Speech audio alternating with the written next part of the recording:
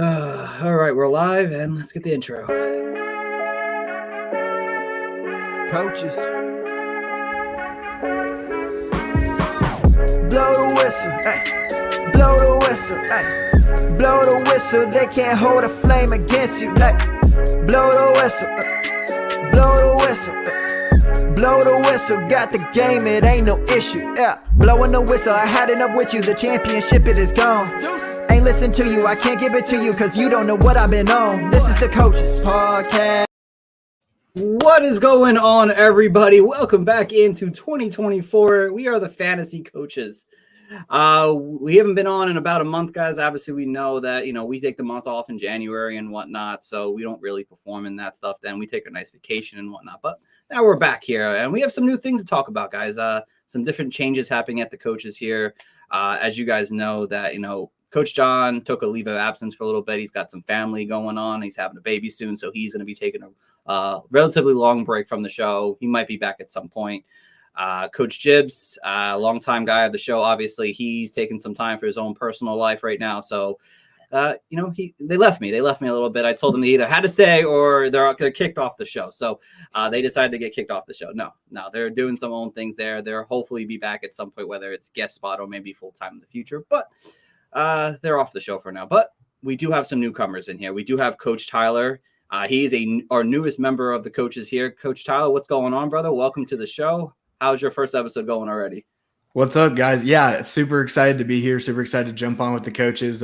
Need to remember next time to throw Coach by my name. We'll let the introductory just be Tyler. That's okay. That's okay. Look quickly, give a little bit tell us a little bit about yourself and whatnot, and then we'll go to our guest for the day. Yeah, so I'm a Texas native, so I've grown up all around football. Started playing fantasy football, got introduced to it. I was about 11 or 12 years old. So I'm over a decade into it, which has been super fun to grow in and just learn every different aspect of it and jumping into Dynasty. I work in high school recruiting with Texas high schools, trying to get some kids up to the collegiate level.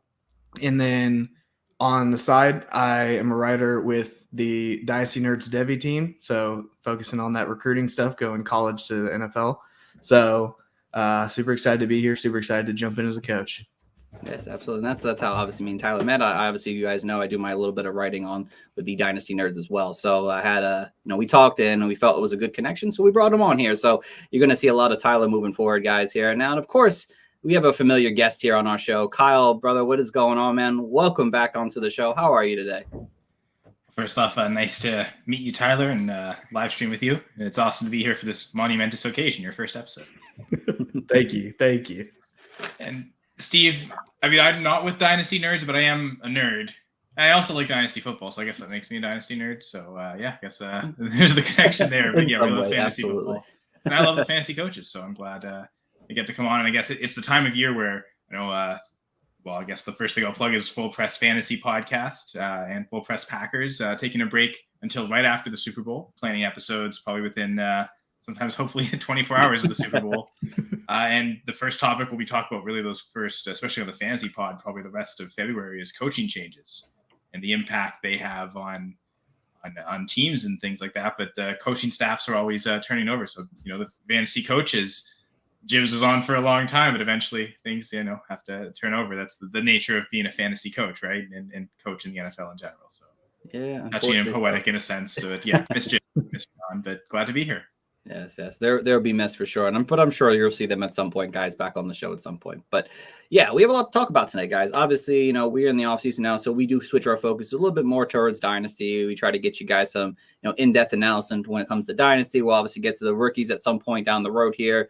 But today I wanted to kind of swing back to 2023 real quick, one last episode, and talk about some players who either performed or did not perform in the second half of 2023, and whether or not we should, take that with a grain of salt, or we should really buy into that going into this season here, whether or not you're talking Dynasty right now, or if you're even talking redraft 7 months down the road here. It's important to get a show like this in because it's still fresh kind of in our minds here. We're not going to have to worry about this 7 months ago. Like, what did they do last year? I don't know. But we have the time frame to do that now. So we're going to start off today's show with that. news-wise, guys, obviously, Super Bowl's coming up here, a lot of fun like that. Coaching changes, things like that. But again, we'll get into coaching changes at a different point of the show. Who do you guys have winning the Super Bowl real quick? Chiefs all the way. Chiefs. Okay, I like it. Well, petty Packers fan in me would be like, I don't want the 49ers win, so I would lean the Chiefs because like them becoming a dynasty would be less painful than seeing the 49ers even get one. But, I'll go with that narrative. But it just seems like, man, the Chiefs haven't been playing their best, and yet here they are back in the Super Bowl. Imagine if they started playing their best all of a sudden.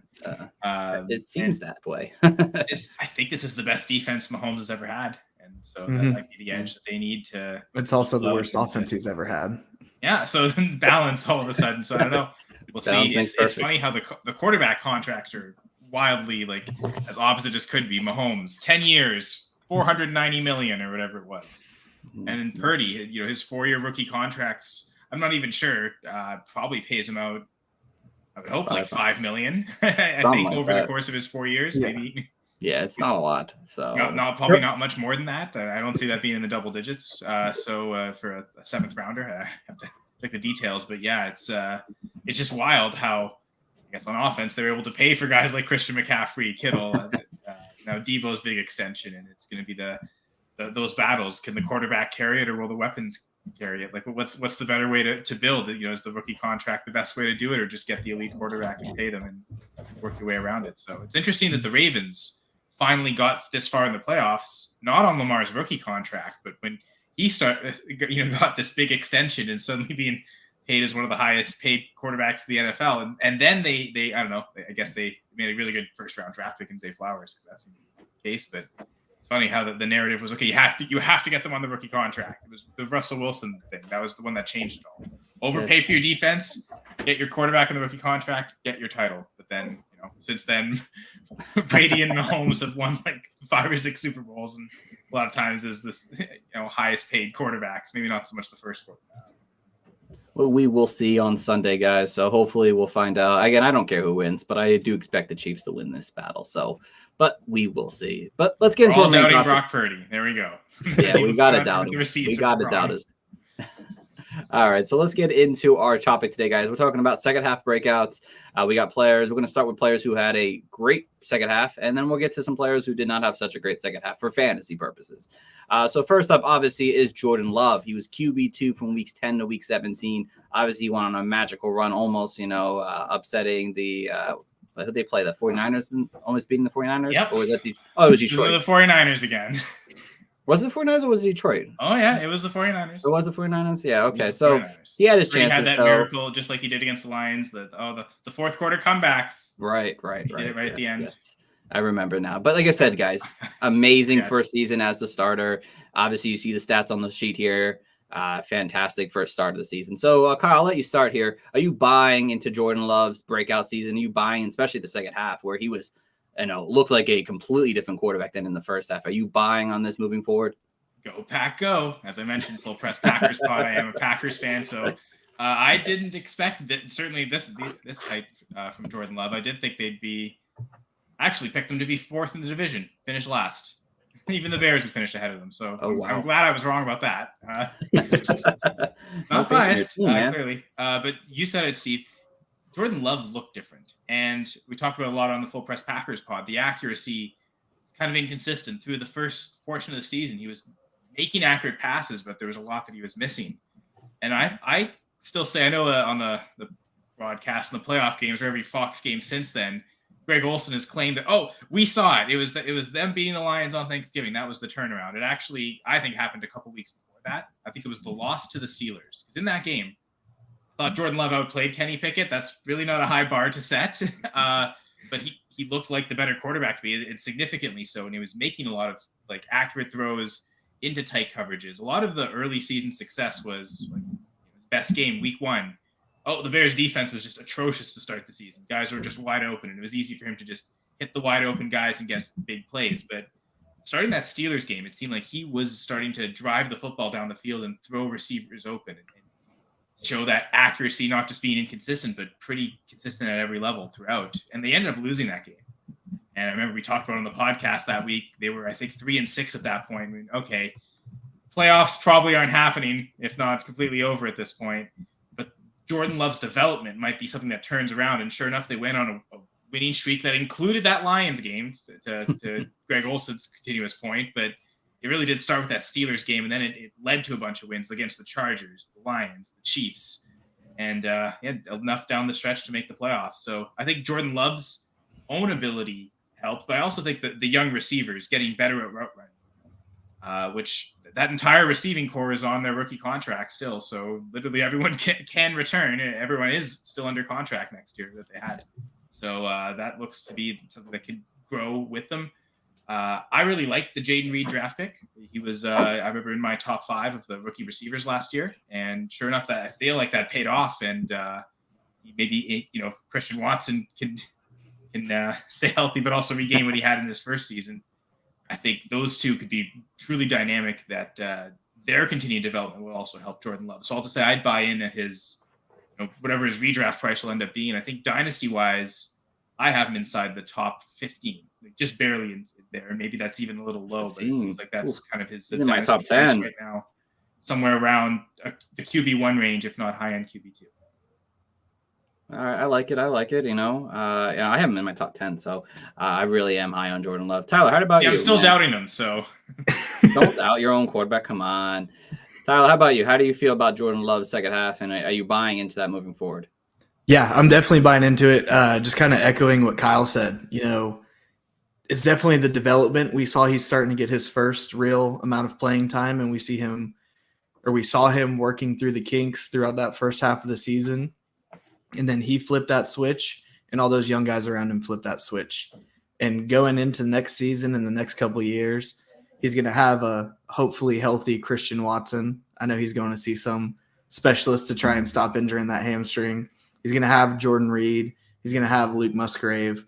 But there's also the opportunity for them in a very running back star depleted draft to add to possibly – an aging Aaron Jones or A.J. Dillon coming out of that backfield. But he looked fantastic. He was just continuing to put on a show, and he's one of those guys that if you bought in early, you were extremely happy, and if you didn't buy in early, you were kicking yourself because of how cheap you could get him. And so I think definitely I would be bought into Jordan Love, not just because of his skill, but also the tenure of those that will be around him throughout his at least rookie contract. Agreed. And he's got a couple more years too. I think another year, right, Kyle? Another year? Yeah, he's under contract next year. Supposedly the rumors are that they're going to work on extension very clearly, obviously. So he deserves it at some point he will be under contract for a lot longer than just this one upcoming season. But right. Enough that how much of a price increase is that? It could be massive. If they're willing to match it right away, maybe it's smart to just get it now this year, as opposed to push it and stretch it unless some other quarterbacks reset the market and push that even higher. So exactly, yeah. So like I said, I'm really high on him. I bought into him a lot at the end of last offseason here, and hoping that he would take that next step, and obviously he did. He's got the wide receiver core around him to produce, to progress, to get better. I mean, if you look at that second half alone, I mean, you had Luke Musgrave out, you had Aaron Jones out for games, Christian Watson, his supposed wide receiver one, was out for multiple weeks. He did all that and still managed to do very well. He played a lot of top-tier secondaries in that second half here. It wasn't like he played the bottom of the barrel the last 8 games of the season. He didn't. He played some tough secondaries, and he looked good doing it here. I mean, the only thing I'd like to see better on him was that he didn't handle pressure well for me when I was watching him either on film or looking at the game logs afterwards. That was one thing that I'd like to see him develop into next year. But for Dynasty right now, I took him in the first round of my startup draft. I just did this offseason here, and I think he's the real deal. He's got the arm. He doesn't have a huge rushing floor, but he can run enough, and he's got the young core around him where he gets paid, and he's got a young, cheap wide receiver core for the next 3 seasons here. So Jordan Love is on the rise here, and you should definitely be buying in that second half of the season right now. Just because we're going to have to pay him, to Tyler's point, drafting a running back to likely back up Aaron Jones. That's maybe a cheap way to do it. So that's a good point. Yeah. So on to our next guy here, another quarterback that did very well in the second half of the season here, Baker Mayfield. He was QB7 from weeks 10 to 17 here, 4,000 yards, 28 touchdowns, 64% completion percentage. Tyler, I'll let you go first on this one. How do you feel about Baker Mayfield moving forward? Are you buying into his resurgence, or is this a good sell option right now? I would take the sell at this moment. I would even possibly call him a hold just to see how his contract situation ends up, because he's coming out of that deal with Tampa Bay. And the thought is that Tampa Bay is going to bring him back. But then that comes along with, where's Mike Evans going to be? Because he was a huge target for him throughout the season, throughout the second half, especially having some giant weeks together. But I would call Baker a hold. I believe that the talent is still there. He's been a talented guy since college. The Browns were obviously not the greatest landing spot for anyone to go to. But we've seen small glimpses, like that first game when he was with the Rams and he came out with no preparation and ended up winning them that big game. But I think he's a hold for me, if not a sell, if you can get a real good price out of him. But I don't know, just with all the question marks, if at this point he would be a buy for me. I respect it. Kyle, how about you? How do you feel about Mayfield? Another guy I just doubted to start the year, just like Jordan Love. Actually, my prediction at the start of the year was the Bucs would get the first overall pick, and they would be the team picking Caleb Williams. And they beat the Packers in the season, and they actually made the playoffs. They actually won a playoff game, as far as the Packers did. So kudos to both teams that I thought would be pretty bad. But Tyler said it perfectly. All the reasons of what's more significant, I think, to Baker will not be the finish to the season, but just where he ends up. We don't know if it's on the Bucs. Imagine that's the likeliest scenario, but it could still not happen. And then again, Mike Evans, even Chris Godwin's in question. And I think touchdown variance could be huge. And I think he had a great touchdown season, but that could also regress. So a finish like he had with low floor for rushing, not having that rushing ceiling necessarily. You're leaving it on. Right. In this case was Mike Evans. Maybe that is something you can rely on every year for, there's 13, 14 touchdowns right there. That could be helpful, but I think that'll be key is who's he throwing to more than anything.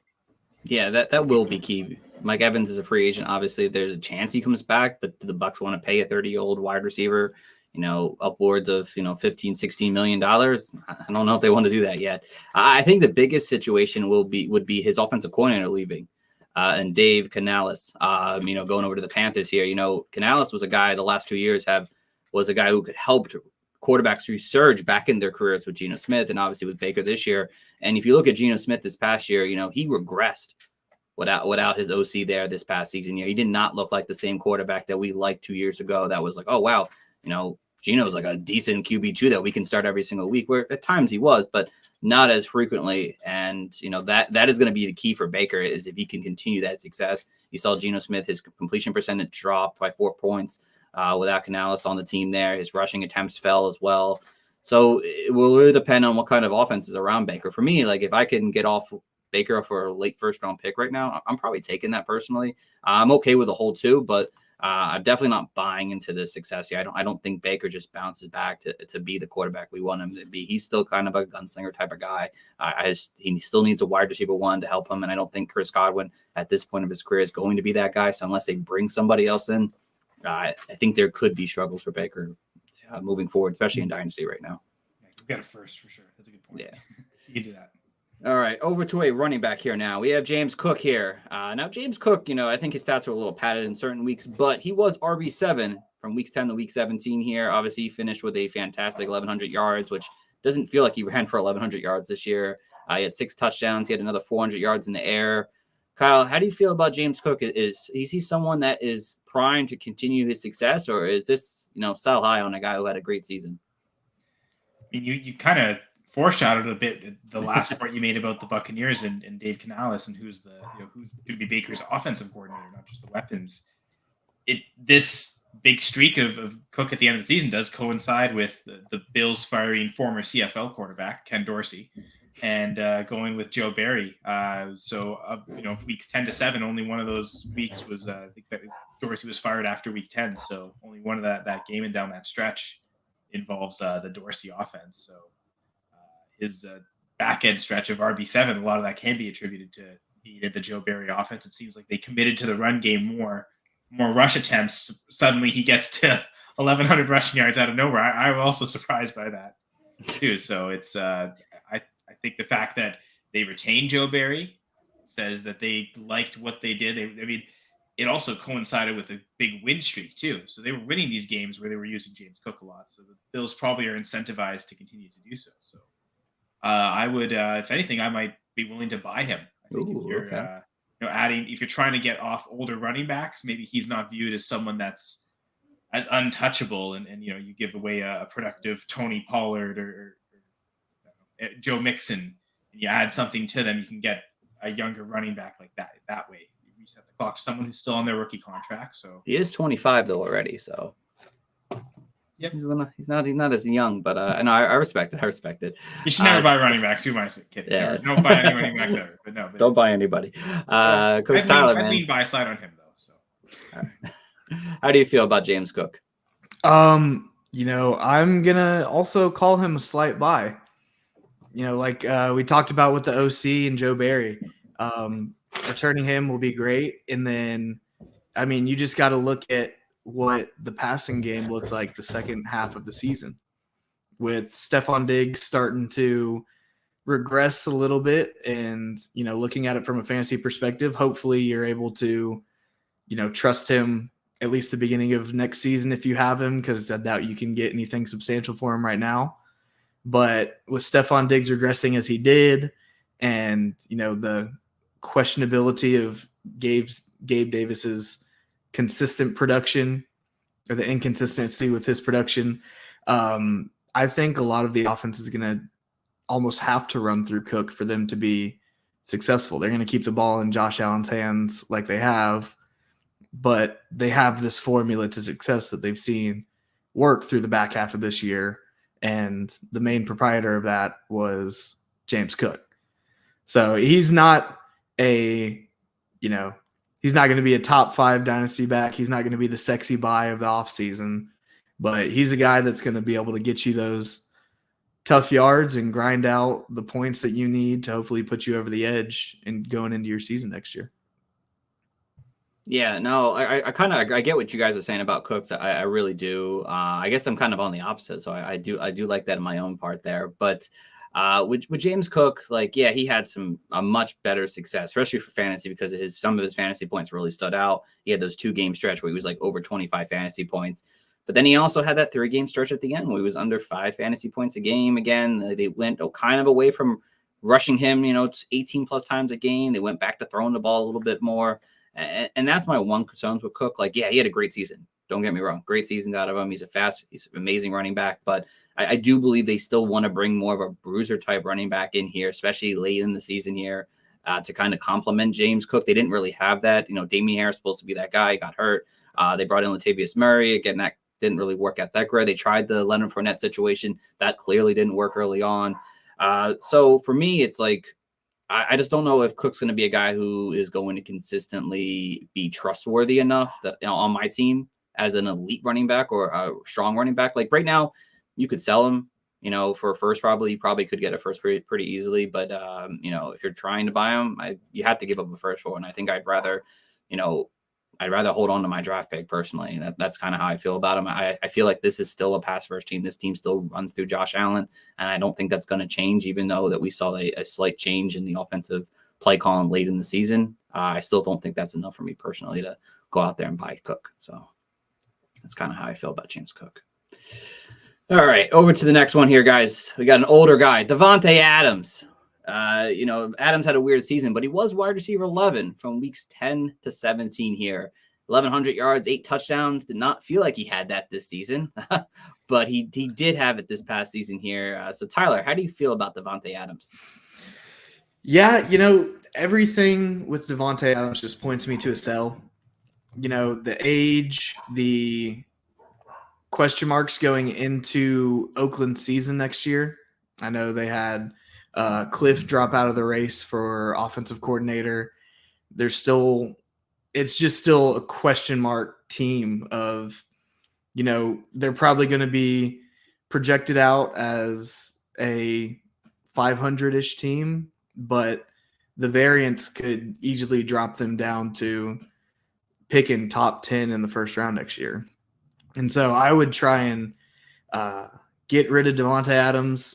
He's, like you said, he's not a guy that we saw catch 1,100 yards. He did. It ended up on the stat sheet.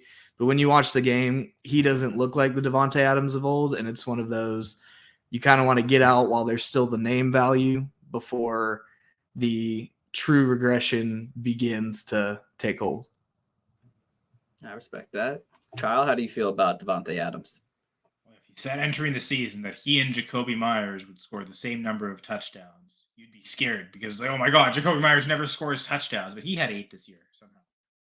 And then Adams, 8's decent. He's had better seasons, but I think the stretch at the end of the season also does encourage me to buy him because I think, especially from a dynasty perspective, he's at the age where everyone's already expecting him to regress and doesn't like the situation. And feels like because he's not tied to Aaron Rodgers anymore, I don't think you can sell him to get much. I equate trying to buy him right now would be like trying to go buy a Christian McCaffrey, maybe not quite to that impact, maybe like going to buy a Saquon Barkley.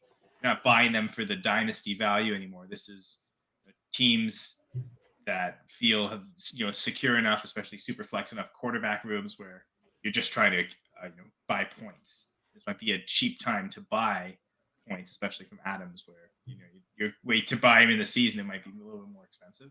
So I'd almost be inclined to go buy him because this is encouraging because this stretch from week 10 to 17 was with Aiden O'Connell for most of it. A rookie who was like a 4th or 5th round rookie, not necessarily someone expected to be that great. And in some of those games, they seem to be afraid to almost throw with him too much anytime they could get a lead. So it does feel like no matter who the quarterback is, Adams can still produce. So that's the encouraging sign there because it was a little concerning. Going from Rodgers to Carr was enough of a downgrade. And then Carr to Garoppolo was even, but then you have to go to Aiden O'Connell. It's like, how far can you tumble down? And he's still be able to put up these productive stretches. I think it's encouraging that if he gets any type of quarterback upgrade, I think it's right for a bounce back season. Yeah, Adams is weird because there's a lot of things that could happen with him. He could end up getting a better quarterback. Russell Wilson is projected to potentially go there. A couple other quarterbacks, so he could see an increase in value in that sense. There, there's also, I'm sure there's a rumor where he might end up going to New York, would go back with Rodgers. And obviously that would weirdly increase his value, even though it probably would hurt it. So there's a lot of weird things going with Devontae Adams this year. And I feel like, selling him for, if you could get a first for it, yeah, that's obviously great. You want to get out of a player like that. But as a contending team, you should definitely be looking to buy him on the low. If an owner is willing to give up with a couple seconds, even like the 112, you just won the championship, you think you have another year, again, haven't done my full rookie breakdown yet. So I don't know at the moment how valuable the 112 really can be, but Devontae Adams, if he stays with the Raiders here, his only competition is Jacoby Myers. Yeah, he was great last year, but at some point, Aiden O'Connell, if he's back at quarterback, he's going to continue to feed this man. If a guy who's going to give me 150 targets next year at the 112, I kind of want Devontae Adams and take that risk because who else is going to get the ball there in Las Vegas? So I like Adams somewhat buy low if you can. Don't buy him if you're going to give up the 1.7, 1.6. Don't do that. Just say, I'll pass. Maybe see me in a couple months to see how you feel about that.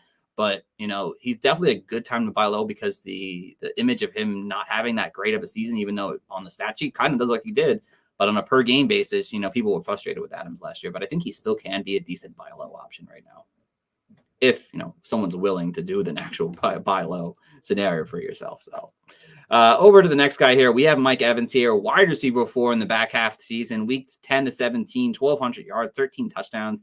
And I think the last few seasons we were kind of like, oh, Mike Evans is kind of winding down, barely getting over 1,000 yards. Yeah, he has double-digit touchdowns, which is nice, but looked like he was on the downtrend.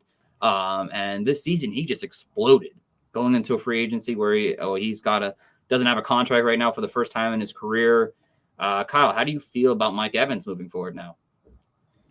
It's almost similar back to the Baker conversation. Who's Evans' quarterback? But then I do look back to his career. Maybe I'm more willing to buy into this type of stretch that, like you said, Steve, he isn't necessarily slowing down. Because I look back in his career and he had a 12 touchdown season as a rookie. And I'm pretty sure his rookie season, his quarterbacks were Josh McCown and Mike Glennon.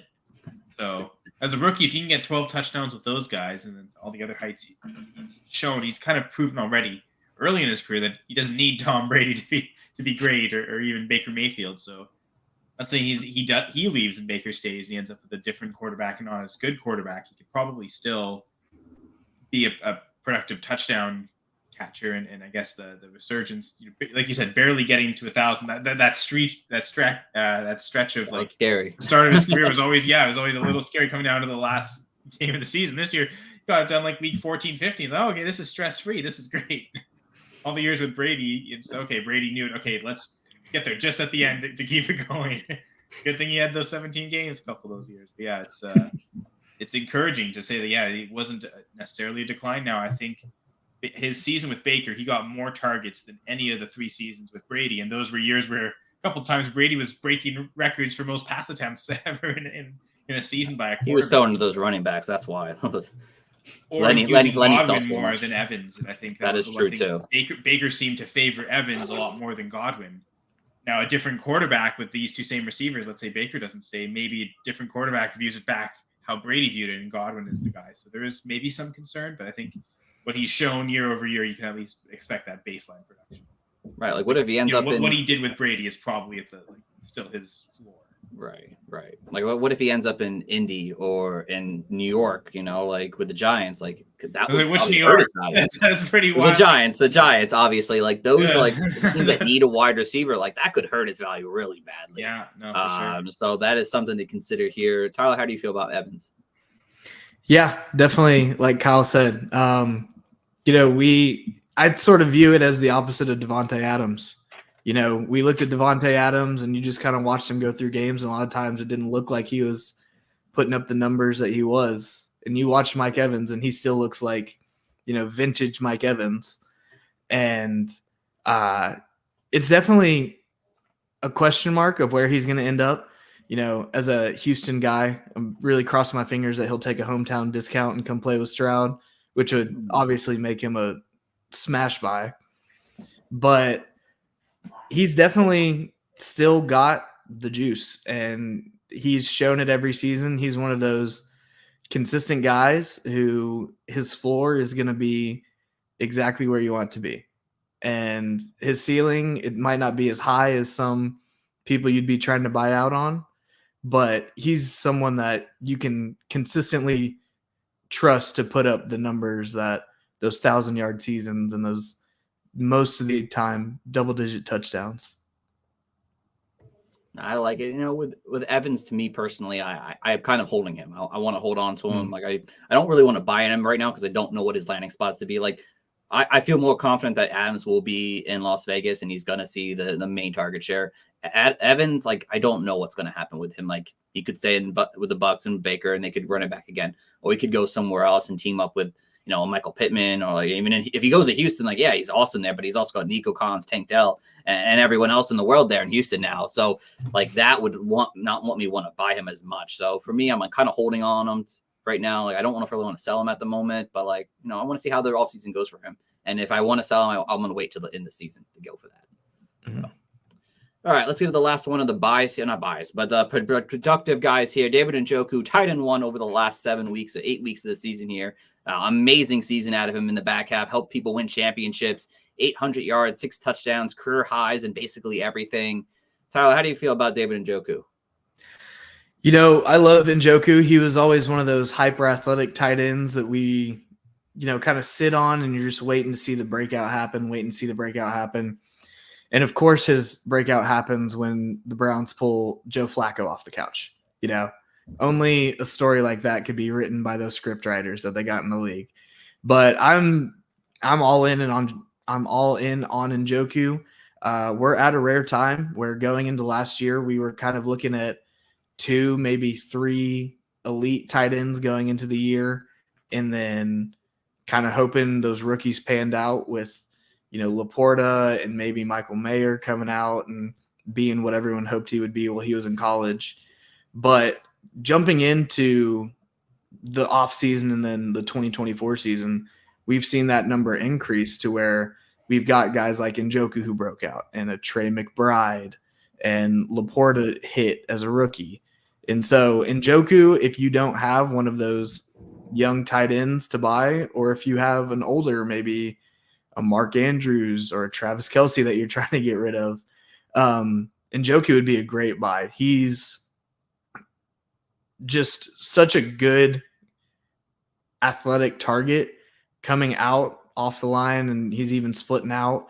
And I mean, outside of Amari Cooper, he's that quick second look. And so I trust him going into next season. I trust the breakout that happened, and I think that he's just going to continue what he was doing, even if it's not old Cool Hand Joe back there throwing him the ball. I like the breakdown there. Kyle, how do you feel about David Njoku? Yeah, the quarterback situation does make me hesitant. Watson didn't look as good as expected to be with now that the time off excuse couldn't be used. Okay, he had a full training camp. He was the guy, and it just seemed like from the get-go, I don't know if injuries were a problem even before the season started, but it seemed like he just couldn't really throw that well, to be honest, to really start the season. And so that's questionable as to what that's going to look like this year. I think, like to your point, Tyler, if you're trying to get off of Travis Kelce, this could be a good pivot down to Njoku, who, because he's not super young, the value might not be. Like, if you're trying to go from Kelce to Laporta, how much extra are you adding to Kelce to the point where why am I adding to all these points off my team? Njoku might be a smart target that way. I do think he'll probably be overdrafted in redraft, and he's probably going to go in that middle tier of tight ends where I usually want to avoid. I think to kind of steal from your point and use it the opposite, Tyler, because there's now this bigger top tier of tight ends, it makes me the group of tight ends I want to target early in drafts is like a larger pool, so I feel even less need to go for the middle rounds. If I really do miss out on everyone, then I may as well wait as long as possible. He's kind of in the where I typically avoid tight ends, and I just think back to Evan Ingram's season in 2022, and maybe some touchdown regression came in, and suddenly I think he only ended up with like 2 or 3 touchdowns. It took him forever to get his first one last year, and I wonder if that could also be in store for Njoku. And I think Ingram was going in a similar range, the early to mid-tier tight ends that I typically like to avoid, and I'm pretty sure I tried to tell people avoid Ingram. It's funny, that's that same draft class too, that same like draft class that was supposed to change everything at tight end between OJ Howard and Njoku and Evan Ingram. And it sure did. George Kittle was in that class, and everyone just didn't mention that. At least he hit there, and he made that class the best tight end class ever. Oh yeah. To be fair, I'd still rather go buy a George Kittle. Like I know that's a bit older. I guess it's the same draft class, but I wouldn't necessarily pivot off of Kittle to get Njoku to get slightly younger like that. Kelce I might do. I think I'd still rather hold on to Andrews. I respect it. All right. So quick promos real quick, guys. Obviously, me and Tyler work with Dynasty Nerds here. So if you don't know that they have a fantastic tool, the Dynasty Nerds GM tool, fantastic, great way to import your team for your Dynasty League to see how your team's doing and whatnot. Use my promo code coach for that, help us out, help them out. It's a fantastic tool to utilize for your Dynasty leagues. And of course, Did It. It's a very cool app here that I work with them over there called Did It. It's an app you can download at iOS or the Play Store, wherever you guys have, your cell phones. It's a great way to have a one-on-one conversations to learn about your Dynasty leagues and things like that here. I'm always on there chatting with people, helping them out, whether it's just coming up with a trade, looking at their team, evaluating it. It's a very cheap option. I know they have promos all the time to get free calls and conversations. So check that out, both those there too. So, all right, let's get back into it, guys. All right, let's get to the second half. We're going to move this a little quicker here.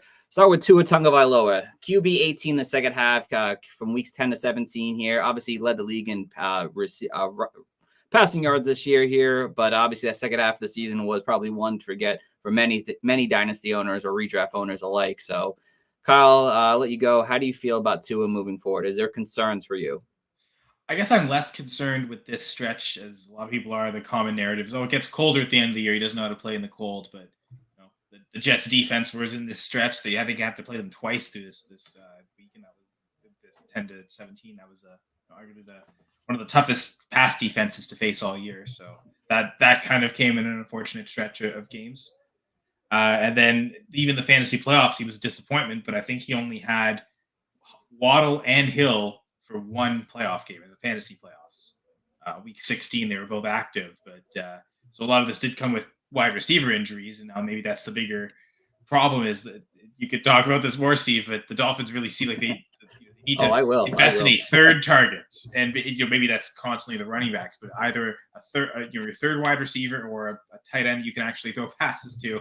You want to throw passes to kind of help that if Waddle or Hill is hurt, you can still live out there, and Tua isn't cratering down to what was he QB? This is 18 here. I think some of those like the playoff weeks, it was down in the 20s. Yeah, not great. If they could do that, I especially like buying into him. Actually, I think he's gonna still be a cheap dynasty price. So yeah, I'm willing to overlook the bad stretch and actually buy Tua. I like it. I like that. Kyle, how do you feel about Tua? Yeah, definitely buy him low if you can. As long as he's got Tyreek and Waddle still running, he's got the opportunity to put up the stats like this.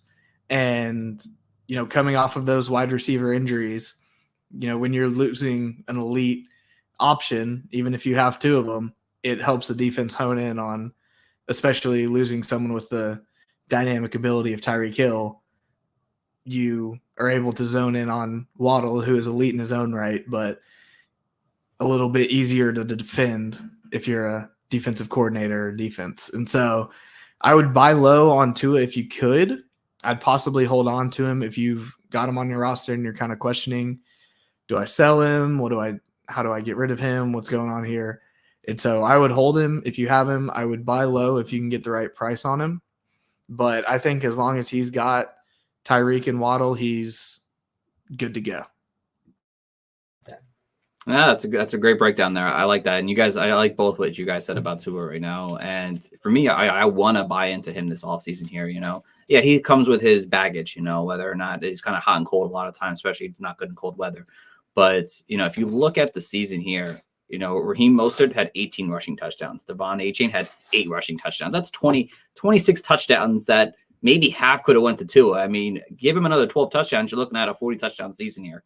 Whether it was in the back half or in the front half, there's upside to Tua here. And as long as Tyreek Hill is on this team here and Jalen Waddle, he's someone that people are turning away from because of this bad second half. You should be buying low. A late first-round pick, some like a Trevor Lawrence. Like if you could get Tua and a first-round pick for Trevor Lawrence, I'm willing to do that because I think there's no difference in their play. They both have upside play. I think Tua has shown more as an upside player at quarterback right now. Again, there's downfalls to Tua, obviously. We've seen it year in, year out now, but he stayed healthy. He led the league in passing yards. He's got touchdown upside each and every single week. If he can, rush for maybe over 100 yards in the season, that'd be great. But, he's someone that in Dynasty right now, it's a good time to go buy low because no one's really looking at Tua right now as an elite quarterback. Not many teams and startups I've been in here and there. He's been going in late third round a lot of times. Definitely a great time to go out and buy a guy like Tua right now. Because that seems like where he was going last year, and it was the concussions and the fear. Well, he played all 17 games this year. He's one of a few quarterbacks. He played 18 games. One of a few quarterbacks to do so. So, what's the excuse now? And I think last year I really advocated for the trade up. Trade your second and third round startup picks to go get 2 elite quarterbacks in your dynasty startups. Go get 2 first rounders, and I think there's a couple of quarterbacks that are really making that strategy this year not look so good, and Tua is one of them. Why trade up if you can just get him, like you said, in the third round? You can guarantee get him in the second round. I think Kyler Murray as well is another quarterback that probably should be going in the first round of startups and isn't. So makes it so you don't have to go spend that extra first rounder. Just get a quarterback in the first, or even don't. The teams that take a Jamar Chase or CeeDee Lamb late, they can probably get Kyler Murray easily, and that's a great way to start a dynasty starter. Right. All right, so let's get over the next guy here. DeAndre Swift, yeah. I mean, RB30 in the back half of the season here. Not that great, obviously. He got over 1,000 yards, which was nice, but it felt like after the first 3 weeks of the season, or after he went off those first 2 games, it really seemed like it was just like a disappointment week in and week out. So, Tyler, I'll let you go first. How do you feel about Swift moving forward? He's a free agent. There's rumors, obviously, he probably could be back with Philly pretty easily, but how do you feel about Swift moving forward? If he stays with Philly and they ban the tush push, buy Swift, because all the 1 yard carries that Jalen Hurts was running in, if they aren't allowed to do their little Philly tush push, then Swift is getting maybe half of those, and that's jumping his finishes up a good amount. But he's just one of those perplexing players of, with Detroit, you always wanted him to be great. And he always had these 1 or 2 like super boom weeks, and you thought this is going to be awesome. We're going to finally see the breakout, and then he'd get injured and just wipe out half of his season. And that was just the continuing trend. And now he's with Philly, and he has a decent season going through. And I mean, not a great back half of the season. But if you look at how many times they line up within the 1-2 yard line, and Jalen Hurts is taking that ball in down behind behind Jason Kelce, then you see that, you know, if you take maybe even a third of those and add them to DeAndre Swift's numbers, that turns from RB30 to maybe RB18, RB15. And so it's one of those, we got to see where they go, and we got to see where he goes, and we got to see where they go with the tush push. But I don't even think you could get a ton of value for him. So he may just be a hold to hopefully, you know, play off after there's some kind of ruling or some kind of signing. But he would be a sell for me if you can sell him, and if you can, you know, pick him up. If someone's crazy enough to drop him, pick him up off the waivers. I think, especially if he re-signs the Eagles, I think he's a good sell, because the touchdown is one of the things I was going to touch on. You know, he could be in store for some touchdown regression with, you know, more opportunities inside the 1 yard line. But also, one thing he was used a lot in Detroit is as a receiver, and that really doesn't happen with the Eagles. And it seemed by design, like they're not dunking down the ball as much. They have great receivers that Hurts can throw to between Brown and Smith. So if one of them is ever one-on-one, just throw to them. And that seems like that happens at least often enough, where I would almost buy Swift if he signs on a different team where it looks like he might be a pass-catching option. Somewhere there isn't a Brown and a Smith, maybe one excellent receiver, but there's a lack for a secondary target. I think that's the situation you'd buy in. So I'd almost sell, because I think people excited about the 1,000-yard season, the offense the Eagles have, if he's a good sell, like right now might not be the good time to sell, but if he resigns with the Eagles. I mean, I think it might be a good time to buy him if he does sign with the Eagles then, because if people already know what you're expecting. It's like, oh, like, you know, Swift wasn't that great, 1,000 yards, not minimal touchdowns, minimal receiving work. You know, it's a good time to buy him at that point, but you have to wait. He's definitely a good hold option right now to see kind of what happens with him moving forward in Dynasty right now, because if he signs with another team, his value might go up. Like if he signs with a team where like they're going to use him in that way that we want him to be used, you might not be able to buy him. So if he goes with the Eagles, it's a great time to buy low, because I don't think anyone will be thinking of him as a top tier option, but he's definitely a hold right now in fantasy for me. All right. Over to the next guy here. Austin Eckler, another free agent running back here. RB25 from weeks 10 to 17 here. Obviously career lows, doesn't get the double-digit touchdowns. You know, the fantasy guy. Yeah, it didn't work out for him this year. Kyle, how do you feel about Austin Eckler moving forward? I think we're pretty close to the end with him, it seems like. Yeah, this is the first of these players that I will buy into the negative end of the season. And what's really disturbing him, back to what I was saying with Swift, the pass catching. He only had 51 receptions this year, and that's the fewest he's had since 2018. He had 39 that season, and I think he played most of the year, but he only started 3 games. So I believe that was back when Melvin Gordon was still there as the primary getter of snaps as the running back. So just less opportunity for Eckler to go out there and just be on the field catching passes. So that was especially disturbing since Mike Williams missed most of the year and Josh Palmer was out of the lineup for a lot of it too. And yes, late in the season, Herbert himself got hurt, and that just seemed to hurt the offense. But there were some games, like I go back to the Packers game. In that game, there was no Mike Williams, no Josh Palmer, no Gerald Everett, and Eckler only had 3 targets for 2 catches. So just and this is an offense that was throwing the ball enough. It's not like they were running with him a ton. So it seems like his time with the Chargers is probably going to end. It seemed even last year there was some he wasn't so thrilled with how they were treating him. And so he played out the final year. It looks like he's definitely going to be somewhere else. And somewhere else, it's the same thing as Swift, worried about, is he going somewhere he's going to be used as a pass catcher? But Swift has the safe floor of, man, he's still really great at running. I don't think Eckler really is anymore. The inside the tackles isn't his strength. His production really just does come from the receiving game. He wasn't a great runner. He was okay. But you're right. It was the passing work that made him great, and the touchdowns and the receiving. And he was a good goal line runner, and just you see again, he can score touchdowns, but on a new team where he maybe is the second back, where someone else is getting those goal line touches, that I think really saps his value. So yeah, I don't think I have Eckler on any more dynasty teams. I think he's at the old enough phase where I really don't want to roster any of these running backs at these ages onto their second, now third contracts. So I've been that to the point. This is maybe why I want to sell Swift before he gets to this stage. Right, exactly. Tyler, how do you feel about Eckler? Yeah, it's one of those things you just kind of start to see the wheels falling off between the offense, and maybe that was a little bit of Kellen Moore going out there and kind of taking that passing work and those dump offs away. But you just watch. He was never an excellent runner, but he could still run the ball if he needed to. And you just see clips of him this season, and he just looks like me out there trying to run the ball against an NFL defense. And so he's definitely, if you could get anything out of him, I would do it in a heartbeat. I'm not the first, and I'm not going to be the last person to say this through the offseason, but with Harbaugh going there, it would give me no surprise if they take a second or third rounder on Blake Corum.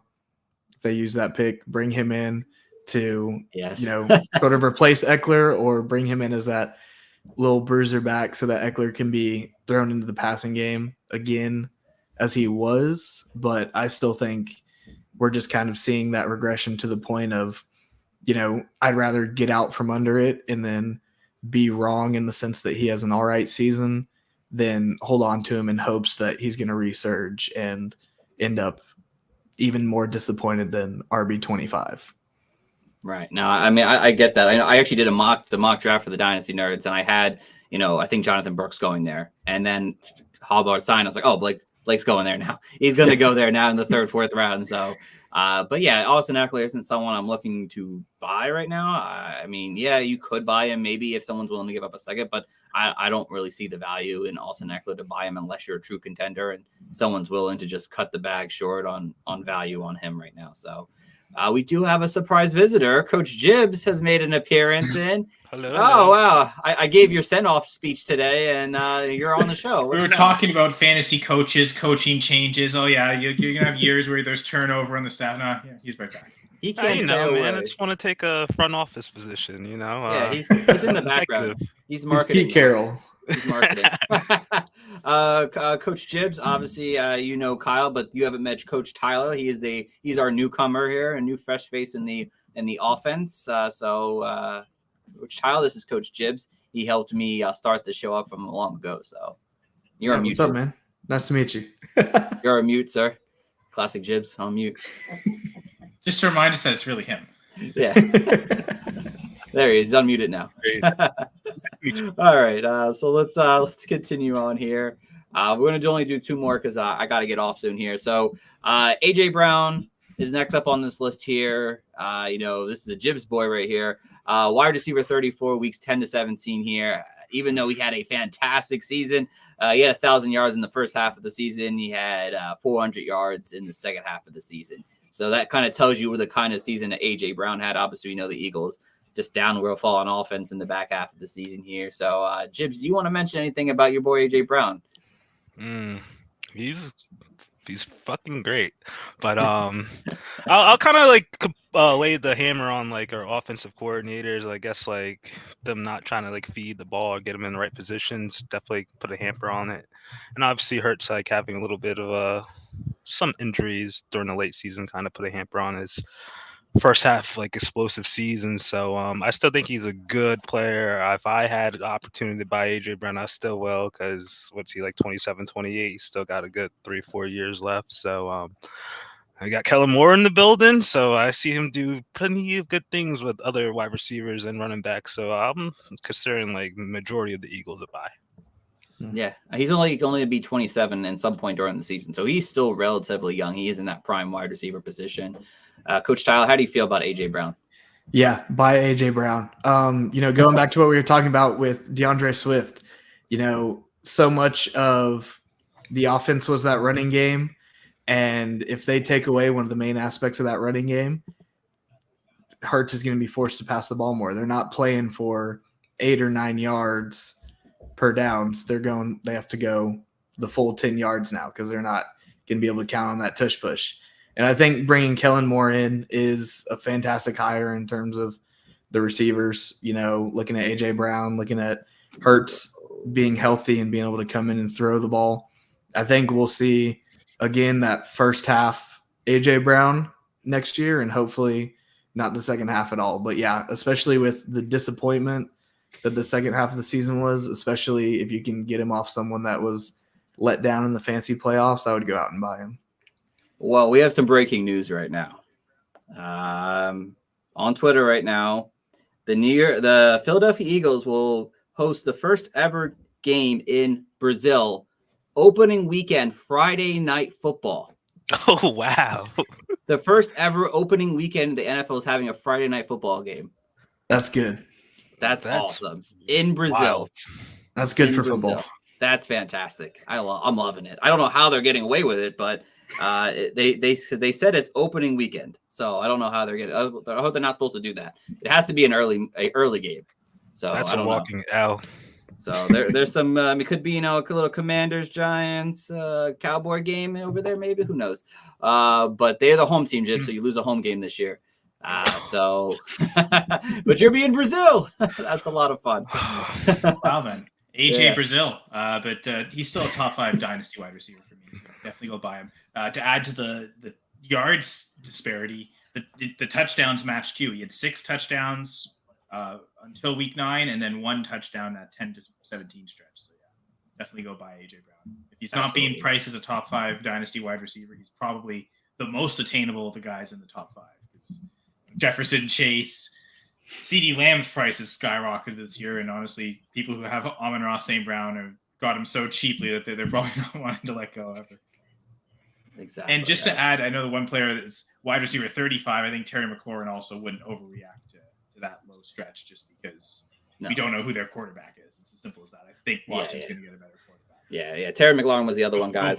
Running out of time. So, but we're going to get to Travis Kelce because that's a fun one, obviously, because we don't know what's going on with Kelce here. But Kyle, I'll let you finish up real quick with Travis Kelce. How do you feel about him moving forward? Tight end 9, second half of the season, unexpected for that for sure. Retirement potentially there. How do you feel about Travis Kelce? I don't think you can buy in Dynasty until he confirms he's going to play next year. But assuming he plays, I think he's going to actually be a great redraft buy. He's been going in the first round so many years now with all these other tight ends coming. I could see the argument of the positional scarcity. He might not go in the first round, might not go in the second, even third round sometimes. So he might be a really great buy, especially in redraft leagues. Because he's so close to the end, at this point, I don't have any Travis Kelce in Dynasty, so I now on just want to attack him and be aggressive, taking him in redraft leagues, but not really want to buy him at Dynasty at this stage, just because probably still too expensive considering his age. As much as the people who have him, the production is great. As long as he's playing, he should be good. Yeah, I mean, his value is hard to judge because we don't know what's happening with him. We'll find out obviously after this weekend. For some extent, maybe if he's going to retire, if they win the Super Bowl, but maybe rather buy Kittle. Yeah, buy Kittle. Probably going to be close to the same price, if not cheaper. Probably. Coach Tyler, how do you feel about Travis Kelce? Yeah, if he stays in the league, let's talk about if he stays in the league at least. Yeah, if he stays in the league, definitely, you see it going across the bottom there. I think that tight end number 1 overall is coming to an end, especially with the emergence of the young Sam Laporta and how good that Detroit team has looked, especially with Ben Johnson coming back. Kelce, if he comes back, he's still got to be a sell to me, like we talked about with that large range of not even all elite, but still very good receivers. I think he falls down from that elite into the very good. And, the hope with KC is that they bring in a better receiving core than Marquez Valdez-Scantling and Justin Watson for next season. So I could see if he comes back, I see him falling out of that elite tier into the very good tight end tier.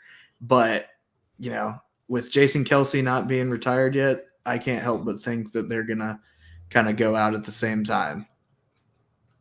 He did say in an interview or at the Pro Bowl that he wasn't going to retire, so we'll see. Coach Gibbs, how do you feel about Travis Kelce? Well, I think he got one more year out of him for the minimum. I wouldn't want to buy him in Dynasty because unless you're like in a win now position and you just want to put all your chips in, you get him at a good price. Otherwise, I think you're just having a really, really, really bad depreciating asset. And the only thing Travis Kelce should be buying is the engagement ring for the Sunday when they win. Oh, God. I can't find that bad. He's gonna marry Taylor Swift when on my betting app. I want to do it so bad. I've noticed a couple lines being thrown out. Yeah, I want that so bad. I think it's only on like FanDuel or DraftKings. The one I use doesn't have it. I'm so upset. It's not on TSN, so that'd make sense. Why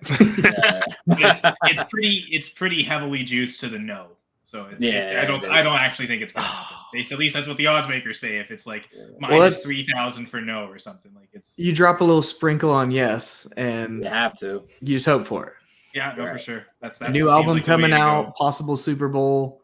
All the signs point to fairy tale ending. If your partner's a Swiftie and it happens, you'll be as excited as they are. You could both scream about it and like, hey, we also won money off this. That is going to break the internet. But yeah, with Travis Kelce, guys, you have to hold on to him right now. You're not buying him right now because you don't know about what's going on. But if he does stay, I mean, you're not going to get the title. You're not going to get the value. His name value is going to carry for the following season here, and it's never going to be a good time unless you know you're a true contender. And it's probably going to be in season where you're going to have to buy him. Right now, I wouldn't want to spend that high capital on a guy who's going to be 36. Get another elite tight end. You'd probably have to I'm willing to accept a tier down to an Evan Ingram I'll take David Njoku. I'd rather spend a second, 2 seconds for David Njoku than getting Travis Kelce for a first right now. So if you can get Kelce to Njoku, that's probably the perfect range. What Tyler mentioned earlier. So good point. Exactly. Great point to end with at the end of your first episode. You live the highlights. Yes, it was a fantastic first episode, guys. Love the show here. A lot of great insight here. Kyle, since you're our guest, I'll let you shout us out first. Anything you got going on you want to say, I'll give you the floor right now. Yeah, Full Press Fantasy Pod, Full Press Packers Pod. We'll be returning right after the Super Bowl. February dedicated to coaching changes, especially on the Fantasy Pod. And then as we get into March, April, we'll talk about rookies and rookie drafts throughout the season and eventually turn more redraft centric as we get to July. But that's I'm already talking about the rest of the season. But yeah, it was a great season this year. This will actually be our 6th season on the Full Press Fantasy Pod. So super excited. Oh, that's awesome. Congratulations. Yeah, so tune into that, guys. After the Super Bowl gets here, it's a fantastic. Both shows are fantastic. So, again, Kyle, we appreciate you jumping on as always. Love to have you on as our first guest of the year. So, Coach Tyler, how was your first show? Anything you want to mention to the listeners out there right now? Yeah, first show was super awesome. Super excited to jump on as a coach with y'all. Like me and Coach Steve talked about, go check out Dynasty Nerds, especially this time of year. Use code COACH.